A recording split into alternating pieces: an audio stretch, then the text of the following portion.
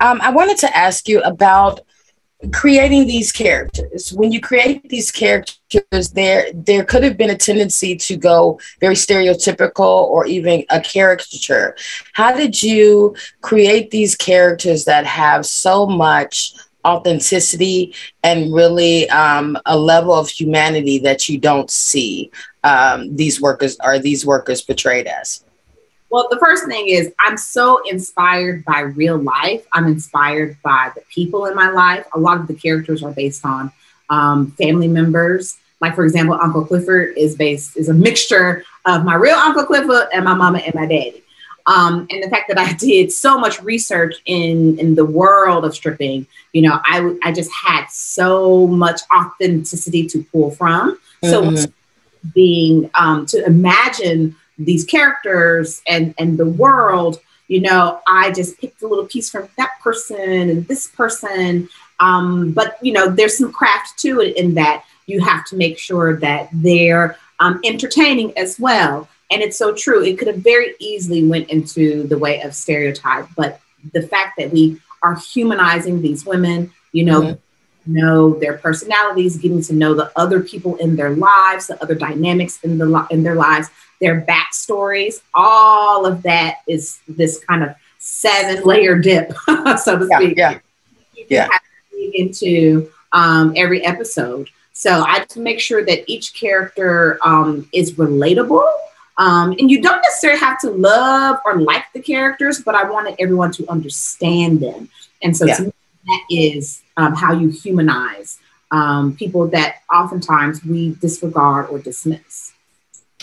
Thank you. And can you speak to this particular season and adding in a pandemic? How did you even begin to start to plan the writing around that? So, you know, the show dropped during the pandemic and I had an idea as to what the second season was going to be. But then I was just like, oh my gosh, how could I not, as a Black person, as a woman, not reflect the reality that is happening around me? Like I said, I'm a person who is so inspired by the real world. And so I really wanted to put our characters that we, you know, got to know, that are so lovable and believable. I wanted to put them in the same given circumstances, just like us, because I think that's what that was going to make their experience and the show even more universal. So you can't just be like, I ain't gonna watch P Valley because I don't believe in stripping, or I don't know about queer people. It's like, but they went through a pandemic and I'm going through. I'm gonna watch it because I need some tips on how to survive this shit. Right. That's so real. Thank you so much about you guys' dynamic this season. There's a bit of a shift. Whereas last year you guys had this connection. It seemed like Parker, your character, have a lot of empathy for Autumn. What are some of the dynamic shifts that happen between you two this season? Yeah. Well, I think right away we see them.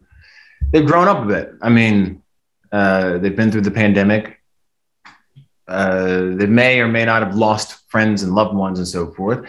And now they're coming out of this, as the world had, out of this confusing time. So they've grown up or matured in different ways.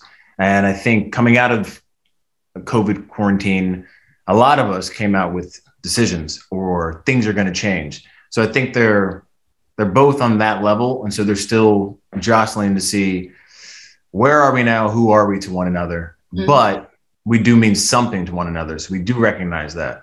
He's like, I can't be mad at you too long. She's like, you look so good. You know what I mean? So I think that's probably her motivation. You feel me? Yeah, I think the power dynamic as well, the positions that these characters are in separately to, having a relationship. That's definitely changed. The conversations that they're having now is changing. Whereas, last season it was more about who they were as two people and who they could be coming together. And now there's kind of career talk and there's money talk. And so that's definitely changed the kind of conversations that they have and the spaces that they're in and what they feel comfortable with.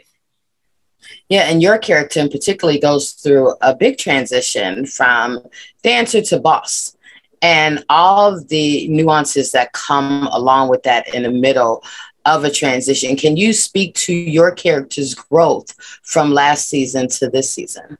Yeah, I mean, you know, one thing is last season we didn't get to see who Hayley actually was. We saw who she wanted to portray. She's hiding, she's running away from this past. And so actually starting out, she was a boss. Just in the space that we see her in, she starts out as a dancer and no one really knows. There's a mystery behind her. You know, she's very complex. And then we open up into season 2. As we know, we finished the end of season 1. All of a sudden she, you know, throws this money down and she is this bossy woman. And that leads into season 2 with her running the Pynk. So there's a huge transition in what the audience are seeing, but actually this is quite a comfortable space for her. This is where she came from. This is the truth of who Hayley Colton actually is. Thank you for talking to the Chicago Defender. How are you both? Good. Come through shoulders.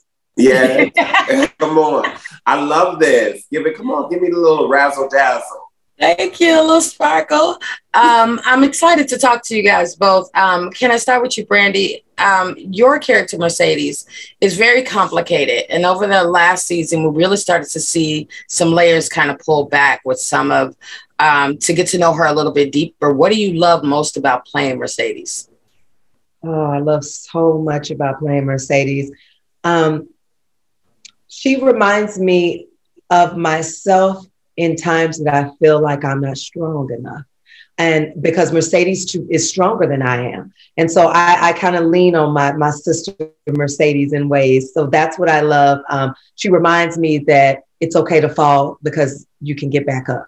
And the stories are so deep. It's been like therapy. I've said this since season 1, that it feels like almost Katori knew us before we knew her and knew what we needed, the world needed as well. So I enjoy playing her and the different characters. I enjoy having a daughter on this show. That is very dear to my heart. And I'm very close with Terica Azaria, who plays the role of Terica. So it's a beautiful moment, and that hits me very close to home. I love that. Nico, your character is so beloved by so many, but we're seeing him very differently this season. How do you think he's evolved from season 1 into season 2? I think that Uncle Clifford, I think that she is in a space of walking, I describe it like this tightrope, you know, and this tightrope at the circus is above ground. I say put it underwater. You know, because there's a lot of push and pull in a lot of ways. Oftentimes I feel like as a caregiver, you know, for her grandmother, played by Loretta Devine, and having this place that has been curated for so many people to call home, it's a balancing act to keep that afloat, to keep a place where these people can live and have a sense of normalcy during these unprecedented times. And to still find joy. But, you know, Uncle Clifford is going to, you know, create your own joy and put on an outfit and, you know, make yourself feel pretty, even if it ain't nobody else there. You got to do it for yourself. Do it for yourself. And this, lastly, for both of you guys, one of the things I just mentioned to Katori is in the writing, it could have been very easy to turn your characters into caricatures or stereotypes. So once you receive the script with her writing, how do you breathe the life into it that gives that character that humanity and that authenticity? I believe Nico says this a lot, which is very true. It's on the page.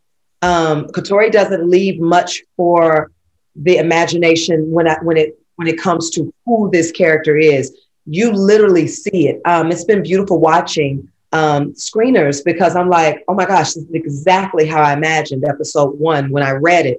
And so that goes to the detail and our amazing cinematographers who get the lighting and the shots right. I mean, Jeffrey Pratt, who's done the production design. It is so there that you're just dropped into the world. It's kind of hard not to just drop into it authentically because it's there for you. Being from Memphis, Tennessee, the dialogue immediately dropped in. So I just feel like I'm back home. I'm in Mississippi, Memphis. It's there for you. Yeah, the musicality of it all, you know, and there's literally a dance that's happening. When you think about the film noir or the Delta noir aspect of the cinematography and how the show is shot, that is even on the page, whether it will say her legs are dancing on the ceiling like crickets on a summer night. It says that is the line as the stage direction written in your script. So as the actor, that gives you the space to know or feel a grounding, a springboard to go for the action. The same for a camera operator, for Chris Lowe. The same, you know, for Chris, you know, a camera operator would be like, it was, you know what's happening, what the intention behind all of this circus that's happening. It's a whirlwind that's going around, but it is orchestrated. Yeah. Well, thank you both for talking to the Chicago Defender. I really appreciate it. This is Danielle Sanders reporting for the Chicago Defender.